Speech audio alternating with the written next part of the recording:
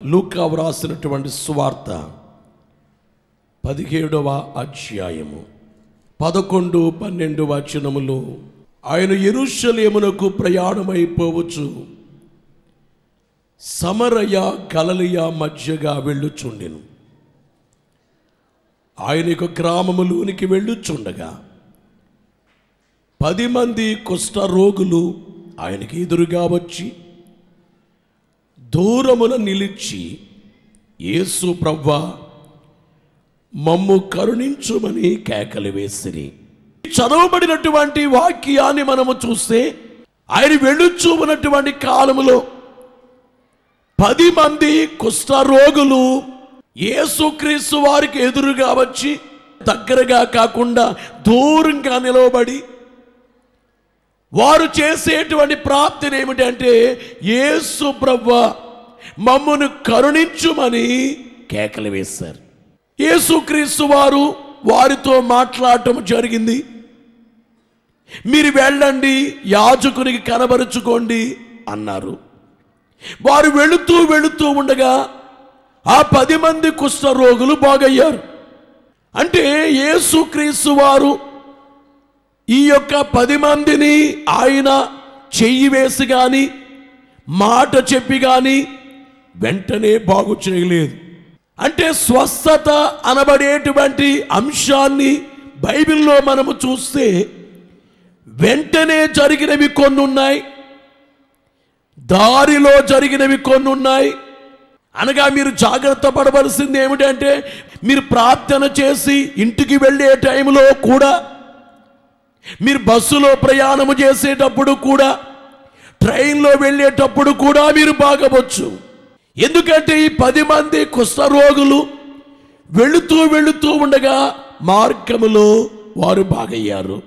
బాగైనటువంటి వ్యక్తుల్లో ఒకడు తిరిగి వచ్చి యేసుతో సాక్ష్యం చెప్పాడు. ఇది జరిగినటువంటి అంశం. కానీ ఇందులో నుంచి ఒక ప్రత్యేకమైనటువంటి అంశాన్ని మీకు తెలియచేయాలని ఆశిస్తున్నాను.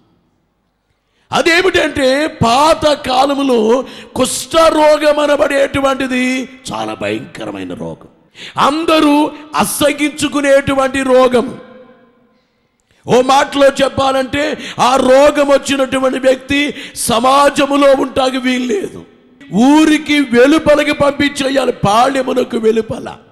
ఆ వ్యక్తికి భార్య ఉన్నా కానీ, కుమారులున్నా కుమార్తెలున్నా, లేకపోతే స్త్రీ అయినా కానీ, భర్త ఉన్న పిల్లలున్నా ఆమెని ఊరు బయట ఉంచేయాలి.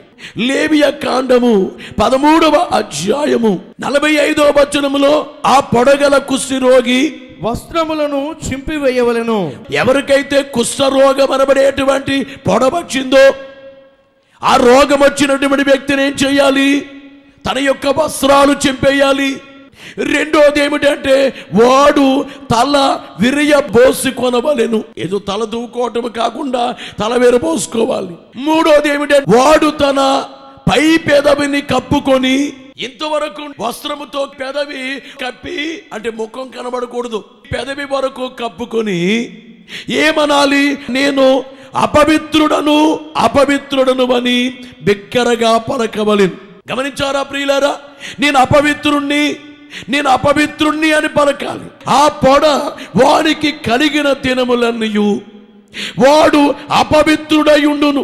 కుష్ఠపొడ ఉన్నటువంటి ఆ వ్యక్తి ఎంతకాలమైతే ఉంటుందో అంతకాలము తాను అపవిత్రుడు. అంతేకాకుండా వాడు అపవిత్రుడు గనుక ప్రత్యేకముగానే నివసింపవలెను. ఎలా ఉండాలి? ప్రత్యేకముగా ఉండాలి. అందరిలో ఉంటాకి వీల్లేదు. ఎందుకు? కుష్ఠరోగం అట్లాడిది. వాని నివాసము పాళ్యమునకు వెలుపల ఉండవలెను. అసలు ఇవన్నీ వింటుంటే కుష్ఠరోగం అంటే ఆ రోజుల్లో ఎంత భయంకరమో గమనించాలి. అయితే మీకు తెలియచేసే మాట ఏమిటంటే, ఆ రోజుల్లో ఉండే కుష్ఠరోగాన్ని గూర్చి కానీ, ఈ రోజుల్లో ఉండేటువంటి రోగాలు గూర్చి కానీ నేను మాట్లాడలేదు. కానీ గమనించే మాట ఏమిటంటే, పాతకాలంలో కుష్ఠరోగం ఎంత భయంకరమైందో, ఆ కుష్ఠరోగి విషయంలో ఎన్ని జాగ్రత్తలు తీసుకోవాలో వ్రాయబడిందో, ఈ రోజున ప్రపంచములో దాపరించినటువంటి అందరిలో ఉండే రోగం ఏమిటంటే పాపమనబడే రోగం. ఈ పాపమనబడేటువంటి వ్యాధి, పాపమనబడే మహమ్మారి, పాపమనబడేటువంటి ఈ సమస్యను బట్టి కలిగేటువంటి సమస్యలు అన్ని ఇన్ని కాదు. యెషయా గ్రంథము 64వ అధ్యాయము 4వ వచనములో, తన కొరకు కనిపెట్టు వాని విషయమై నీవు తప్ప తన కార్యము సఫలము చేయు మరి ఏ దేవుడనని ఎవడు నే కాలమున చూచి ఉండలేదు. అట్టి దేవుడు కలడన్న సమాచారము మనుషులకు వినబడలేదు. అట్టి సంగతి వారికి తెలిసి ఉండలేదు. 14వ సంకీర్తన 2-3 వచనాల్లో వివేకము కలిగి దేవుని వెదకువారు కలరేమోనని యెహోవా ఆకాశము నుండి చూచి నరులను పరిశీలించెను. వారందరూ దారి తొలగి బొత్తిగా చెడి ఉన్నారు. బాగా వినాలి ప్రియులారు, గమనించే మాట ఏమిటంటే, ఇందాక చదువుకున్న వచనములోను ఈ వచనములోను కూడా చూస్తే వారందరూ దారి తొలగి బొత్తిగా చెడి ఉన్నారు. ఆ రోజుల్లో ఉండేటువంటి కుష్ఠరోగము. అయితే ఈ రోజుల్లో ఉండేటువంటి రోగం ఏమిటి? అన్ని కాలాల్లో ఉండే రోగం. ఆనాడు కుష్ఠరోగం అంత భయంకరమైనదైతే ఈ లోకములో ఉండే రోగాల్లో భయంకరమైనది పాప రోగము. ఈ పాప రోగాన్ని పోగొట్టుకోవడానికి ఏం చేయాలి? ఆ 10 మంది కుష్ఠరోగులు ఏ విధముగానైతే యేసుకు ఎదురుగా వచ్చారో, ఈ రోజున గమనించే మాట ఏమిటంటే, పాపము వలన కలిగే దుష్పరిణామాలన్నీ కూడా తొలగిపోవాలంటే, పాపాన్ని బట్టి వ్యాధులు, పాపాన్ని బట్టి చిక్కులు, పాపాన్ని బట్టి అవస్థలు, పాపాన్ని బట్టి మనశ్శాంతి లేకపోవడం, పాపాన్ని బట్టి పాతాళము, పాపాన్ని బట్టి నరకము. గమనించేటువంటి మాట ఏమిటంటే, పాపాన్ని బట్టి పంటలు పాడవుట, పాపాన్ని బట్టి పలు విధమవు శ్రమలు. దైవజనుడు పాడినటువంటి రక్షణ పద్యాల్లో, పాపంబు వలననే పంటలు పాడవుట, పాపంబు వలననే పాము తేలు, పాపంబు వలననే పలు విధమవు శ్రమలు, పాపంబు వలననే వ్యాధి గణము, పాపంబు వలననే శాపవృద్ధి, పాపంబు వలననే భక్తి నాశనమౌట. గమనించేటువంటి మాట ఏమిటంటే ప్రియులారా, ఇదిగో పాపాన్ని బట్టి ఇన్ని ప్రమాదాలు వస్తాయి. ఆ 10 మంది కుష్ఠరోగులు ఎక్కడికి వచ్చారు? ఎక్కడికి రావాలో అక్కడికి వచ్చారో మత్తయి వ్రాసినటువంటి సువార్తలో 1వ అధ్యాయము 21వ వచనములో, ఆమె యొక్క కుమారుని కనును, తన ప్రజలను వారి పాపముల నుండి ఆయనే రక్షించును.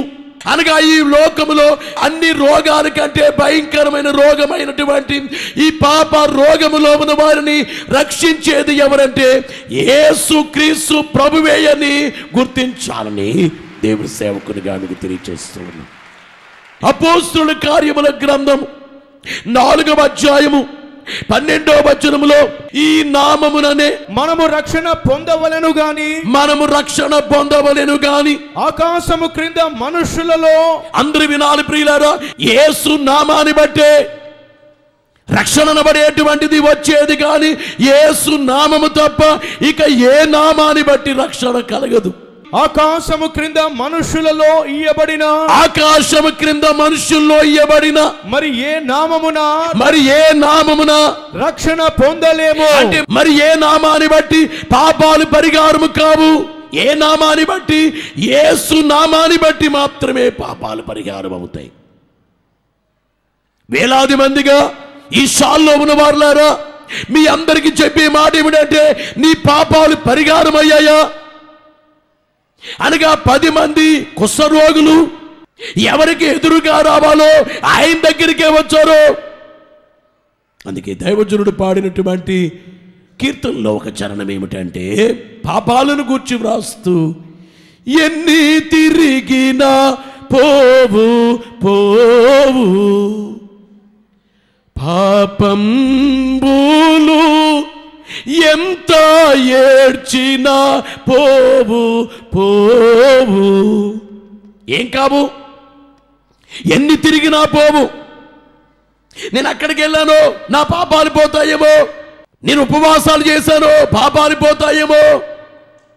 నేను పుణ్యకార్యాలు చేశాను, పాపాలు పోతాయేమో.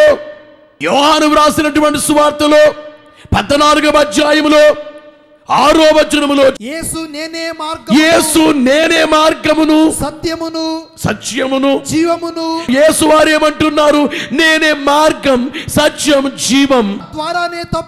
నా ద్వారానే తప్ప ఎవడును తండ్రి యొద్దకు రాడు. అనగా మోక్షానికి ఎవడు నా ద్వారానే తప్ప వేరే మార్గములో నా దగ్గరికి రాలేరు. అందుకే దైవజనుడు పాడినటువంటి రక్షణ పద్యములో ధన ధాన్యముల వల్ల దారిద్ర్యము గతించు, గాని మోక్షము మీకు కలుగబోదు. విద్య వల్లను తెలివి ఉద్యోగము లభించు, గాని మోక్షము మీకు కలుగబోదు. గొప్ప కులము వల్ల గొప్ప పేరు వచ్చు, గాని మోక్షము మీకు కలుగబోదు.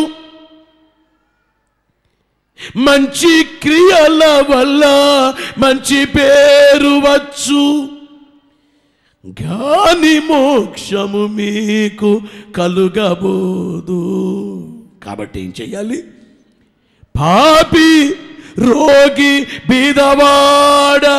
పాపి, నీ పాపాలు పోవాలంటే, రోగి నీ రోగం పోవాలంటే, బీదవాడా నీ పేదరికం పోవాలంటే, పాపి, రోగి, బీదవాడ, అప్పులు ఉన్నవాడ.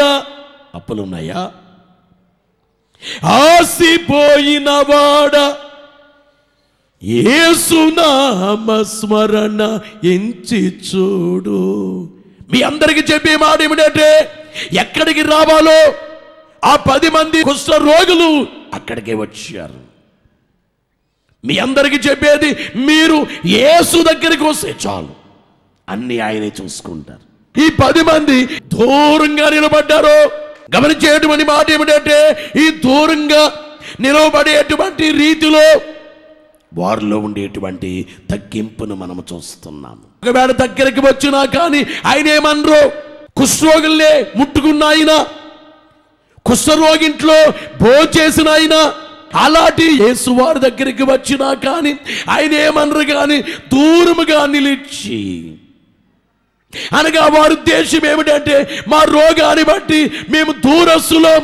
ఎఫెసీ పత్రికలో 2వ అధ్యాయములో 13వ వచనములో, అయినను మునుపు దూరస్తులైన మీరు ఇప్పుడు క్రీస్తు యేసునందు. బాగా వినాలి ప్రియులారా, మనం ఏమై ఉన్నాము? దూరస్తులమై ఉన్నాము. ఇప్పుడు క్రీస్తు యేసునందు, క్రీస్తు రక్తము వలన సమీపస్తులై ఉన్నారు. బలో యేసు మహారాజుకో. ఇప్పుడు చెప్పండి, మనము దూరస్తులమా, సమీపస్తులమా? ఓనాటి కాలంలో మనం ఎవరమట? దూరస్తులమే. అందుకనే ఈ యొక్క 10 మంది దూరాన్ని నిలబడ్డారు. అయితే దూరాన్ని నిలబడినటువంటి ఈ వ్యక్తుల యొక్క ఆక్రందన ఏమిటంటే, యేసు ప్రభువా మమ్మల్ని కరుణించుమని కేకలు వేశారు. యేసు అనగా అర్థం ఏంటి? క్రీస్తు అనగా అర్థం ఏంటి? ప్రభు అనగా అర్థం ఏంటి? యేసు అనగా రక్షకుండు, ఎవరినైనాను రక్షించును. అది యేసు అనగా రక్షకుడు. క్రీస్తు అనగా నియమితుండు. క్రీస్తు అనగా నియమితుడు, పాపాలు పరిహారము చేసేటువంటి ఆ పని కొరకు అభిషేకించబడిన వాడు క్రీస్తు అనగా. బోలో యేసు మహారాజుకో. దేవుడొకడే, క్రీస్తునొకడే, దేవుని గ్రంథంబునొకటే, సత్యమొకటే, ఐక్యమొకటే, సత్య సిద్ధాంతమును ఒకటే. యేసు రక్షించేవారు, నీ పాపాల నుండి రక్షించేవారో, నీ వ్యాధుల నుండి రక్షించేవారో, నీ బాధల నుంచి రక్షించేవారో, నీకున్న అవస్థల నుంచి రక్షించేవారు యేసే. ఈ 10 మంది కుష్ఠరోగులు ఏమన్నారు? రక్షకుడా. రెండోది ప్రభువా. ప్రభువా అనబడేటువంటి మాటకు అర్థం ఏమిటంటే పరిపాలించేవాడా, అనగా రక్షకుడా, పరిపాలించేవాడా. ప్రియులారా, నీ కుటుంబాన్ని రక్షించేది యేసే, నీ కుటుంబాన్ని పరిపాలించేది యేసైతే ఎంత బాగుంటుంది ఆ కుటుంబం.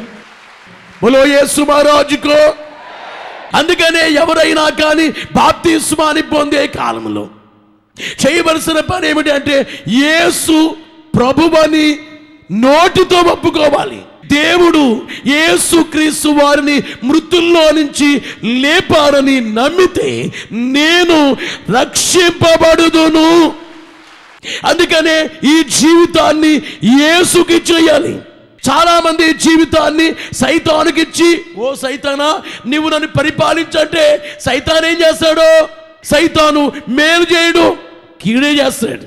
సైతానుకు నిజము చెప్పడం చేత కాదు, అబద్ధమే చెబుతాడు. భార్యాభర్తల మధ్య ఐక్యత పెట్టడం చేత కాదు, విభేదమే పెడతాడు. వేలాది మందిగా ఉన్న వారులారా, నీ కుటుంబాన్ని, నీ బంధువుల్ని అపవాది పరిపాలిస్తున్నాడేమో చూసుకుని అపవాది పరిపాలించకుండానట్లుగా యేసు పరిపాలించేటట్లు జాగ్రత్త పడాలి అని చెప్పి దేవుని సేవకునిగా మీకు అందరికీ తెలియజేస్తాను. యేసు ప్రభువా మమ్మను కరుణించుమని కేకలు వేయడంలో ఏం కనబడుతుంది? వారి పట్టుదల కనబడుతుంది. ఏముండాలంటే మన అందరికీ పట్టుదల ఉండాలి. ఇర్మియా గ్రంథం 29వ అధ్యాయము 13వ వచనములో మీరు నన్ను వెదికిన ఎడల పూర్ణ మనసుతో నన్ను గూర్చి విచారణ చేయునెడల మీరు నన్ను కనుగొందురు. అనగా వెదికే వారికి ఏముండాలి? పట్టుదల ఉండాలి. ఈవేళ మీకు తెలియజేసే మాట ఏమిటంటే ఈ పట్టుదల ఉండాలి. పూర్ణ హృదయముతో, పూర్ణ మనస్సుతో వెదకాలే. నీవెలాగొచ్చావో అలాగే వెళ్ళిపోవద్దు. ఈవేళ మీ అందరికీ చెప్పే మాట ఏమిటంటే మనందరము దేవునికి పిల్లలం. మన కొరకు రక్తం కాచారు కనుక యేసుకున్నవన్నీ మనము అర్జించాలన్నీ కూడా యేసుకున్నవన్నీ మనమే. బోలో యేసు మహారాజుకు. యెషయా గ్రంథము 55వ అధ్యాయం 6వ వచనములో యెహోవా మీకు దొరుకు కాలమునందు ఆయనను వెదకుడి, ఆయనని వెదుకుడి, ఆయన సమీపములో ఉండగా ఆయనను వేడుకొనుడి. ఏం చెయ్యాలి? సమీపములో ఉండగా ఆయన వేడుకోండి. ఇదిగో 10 మంది కుష్ఠరోగులు వెదుక్కుంటూ ఎక్కడికి వచ్చారు? యేసు దగ్గరికి వచ్చారు. ఈ రోజు మనం ఏం చెయ్యాలి? ఆయన దొరికే కాలంలో వెదకాలి. అంటే దొరికే కాలం అంటున్నారంటే దొరకని కాలం ఉంటుందా? ఉంటుంది. 7 ఏండ్ల శ్రమల కాలము, ఆయన దొరకని కాలం ఉంటుంది. అలాగే నరకానికి వెళ్ళిపోయిన కాలంలో ఆయన దొరకని కాలము.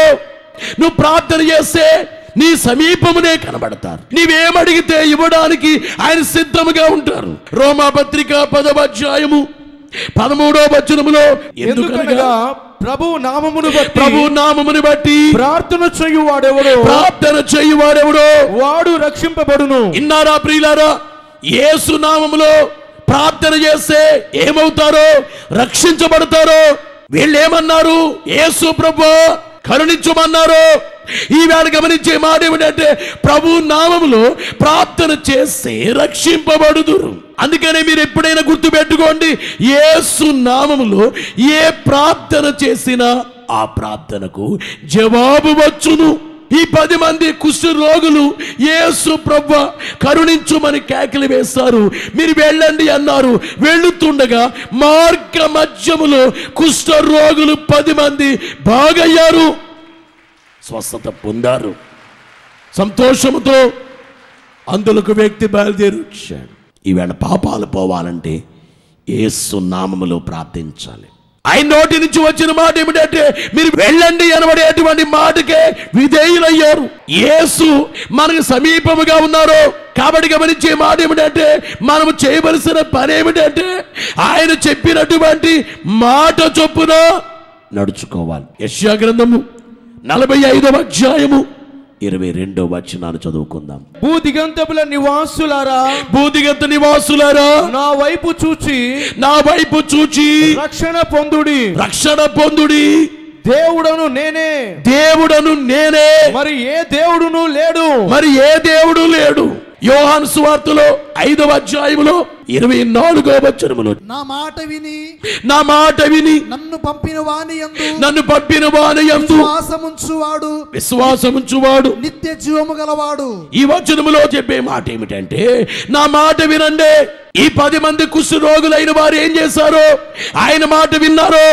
ఈ రోజున మనం ఎలా ఉండాలంటే, దేవుడు ఏం చెబితే ఆ పని చేయడానికి సిద్ధంగా ఉండాలి. అలాగే యోహాను సువార్త 1వ అధ్యాయం 12వ వచనములో చెప్పిన మాట ఏమిటంటే, తన్ను ఎందరు అంగీకరించురో వారందరికీ అనగా తన నామమునందు విశ్వాసముంచిన వారికి, అనగా యేసుక్రీస్తు వారిని ఎవరైతే అంగీకరించారో, యేసు నామాన్ని ఎవరైతే విశ్వసించారో వారందరికీ దేవుని పిల్లలగుటకు ఆయన అధికారం అనుగ్రహించెను. యేసు వారిని ఎందరు అంగీకరించారో, యేసు చెప్పిన మాటల యందు ఎంతమందికి విశ్వాసం ఉందో వారికి దేవుని పిల్లలయ్యేటువంటి అధికారము దేవుడిచ్చారు. పిల్లలు. బోలో యేసు మహారాజుకు. యేసుకు దూరంగా ఉండి ఏదో స్వస్థత పొందాను, సంతానం పొందాను, అది పొందాను, ఇది పొందానని కాకుండా యేసుకున్నవన్నీ అర్జించు వారిగా ఈ వేళ యేసు వారి బాధ ఏమిటంటే, ఆయన పిల్లలు ఉపయోగించుకోకపోతే బాధ. స్వస్థత మీదే, రక్షణ మీదే, ఆరోగ్యం మీకే, వరాలు మీకే, భాగ్యాలు మీకే, పరలోకం మీకే, నిత్య జీవం మీకే, 7 ఏండ్ల కాలంలో జరిగే విందు మీకే, యుగ యుగాల రాజ్యం మీకే, సింహాసనము నాతో పాటు మీకే, ఇన్ని భాగ్యాలు ఇచ్చాను, అన్ని వాడుకోండి. అయితే దేవుని యొక్క మాట విని వెళుతుండగా ఆ 10 మంది రోగులు బాగయ్యారు, కుష్ఠరోగులు. కానీ అందులో ఒక్కడే తిరిగి వచ్చాడు. ఒక్కడే. ఏం చేయడానికి? సాక్ష్యం చెప్పడానికి. మీలో కొంతమంది సాక్ష్యం చెప్పట్లేదు. 12 సంవత్సరాలుగా వ్యాధితో ఉన్నామితో సాక్ష్యం చెప్పించారు. ఇక్కడేమో ఈ రోగి బాగై వచ్చి యేసుక్రీస్తు వారి దగ్గర సాక్ష్యం ఇస్తున్నాడు. 9 మంది రాలేదు, ఒక్కడే వచ్చాడు. నీ వరుస 9 మంది వరుస, ఒకని వరుస. యేసును విడిచిపెట్టొద్దు ఎప్పుడు. నీ సాక్ష్యం ద్వారా ప్రపంచంలో ఎంతమందిని మార్చో. యేసు లోక రక్షకుడని ఎంతమందికి చెప్పావు. యేసు నమ్మితేనే మోక్షమని ఎంతమందికి బోధించో. యేసు లేకపోతే ఎన్నున్నా వ్యర్థమని ఎంతమందికి తెలియచేయగలిగావు. ఈ విషయాలు గుర్తించాలని దేవుని సేవకునిగా మీకు అందరికీ తెలియచేస్తూ